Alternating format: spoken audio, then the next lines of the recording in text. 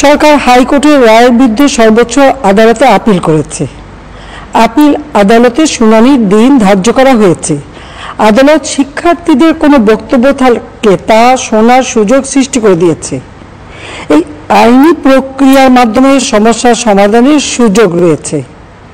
এই আইন প্রক্রিয়া সমাধানের সুযোগ থাকা সত্ত্বেও রাস্তায় আন্দোলনে নেমে দুষ্কৃতিকারীদের সংঘাতের সুযোগ করে দেবেন না। সর্বোচ্চ আদালতের রায় আসা পর্যন্ত ধৈর্য ধরে অপেক্ষা করার জন্য আমি সকলকে বিশেষভাবে অনুরোধ জানাচ্ছি।